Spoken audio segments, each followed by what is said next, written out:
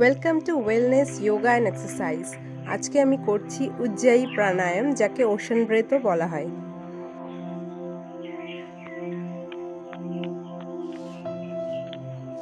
প্রথমে সুখাসনের পজিশনে বসে হাত দুটোকে জ্ঞান মুদ্রায় এনে হাঁটুর ওপরে রাখতে হবে। এরপরে নাকের সাহায্যে প্রচণ্ড শব্দ সহকারে ডিপ ব্রিথ ইনহেল করতে হবে।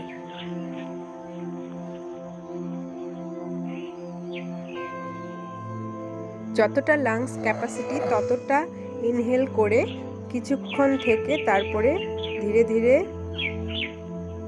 চিন লক করতে হবে, অর্থাৎ থুতনিকে বুকের সাথে ঠেকিয়ে কিছুক্ষণ এই পজিশনে থাকতে হবে। এই সময়ে স্পাইনাল কর্ড এবং ঘাড় একদম সোজা থাকবে। এরপর ধীরে ধীরে ঘাড় সোজা করে বুড়ো আঙ্গুল দিয়ে ডান নাকের চেপে বাঁ নাক দিয়ে ব্রিথ আউট করতে হবে। কিছুক্ষণ রিল্যাক্সেশনের পরে প্রসেসটাকে আবার রিপিট করতে হবে। নাক দিয়ে জোরে ইনহেল করার সময় নাকের ভেতরে এবং গলার কাছে একটা ভাইব্রেশন হবে, সেটাকে ভালো করে ফিল করতে হবে। উজ্জায়ী প্রাণায়ামটি প্রথম প্র্যাকটিসের সময় একটু অসুবিধা হয়, তারপরে ধীরে ধীরে অভ্যেস হয়ে গেলে অসুবিধা হবে না, এবং যখন একটু ভালো করে অভ্যেস হয়ে যাবে তখন শ্বাস প্রশ্বাসের উপরে ভালো করে ফোকাস করতে হবে।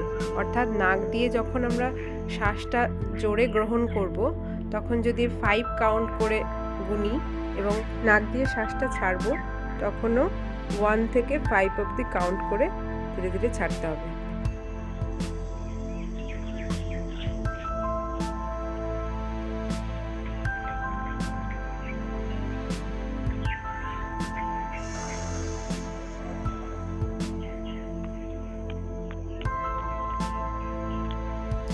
যাদের কাফ এবং গলার সংক্রমণের সমস্যা আছে তাদের ওশান ব্রেথ বা উজ্জায়ী প্রাণায়াম খুব ভালো কাজে দেবে, এবং টনসিলের ক্ষেত্রে উজ্জায়ী প্রাণায়াম খুব কার্যকরী।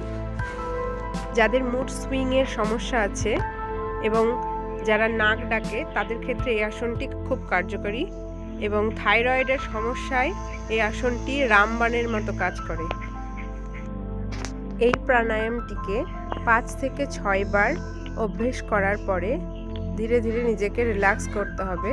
দুটো হাতের তালুকে একসাথে কিছুক্ষণ ঘষে সেই হাত দুটোকে চোখের উপরে রেখে ভালো করে সেটাকে ফিল করতে হবে, এবং গোটা শরীরে সেই হাত দুটোকে স্পর্শ করাতে হবে। প্রাণায়ামের ফল ভালো করে পেতে এই প্রক্রিয়াটি করা হয় প্রাণায়ামের শেষে। ভিডিওটি ভালো লাগলে অবশ্যই ভিডিওটিকে লাইক, শেয়ার এবং কমেন্ট করবেন, এবং চ্যানেলটিতে সাবস্ক্রাইব করতে একদম ভুলবেন না। দেখা হচ্ছে পরের ভিডিওতে। Stay healthy, happy and fit.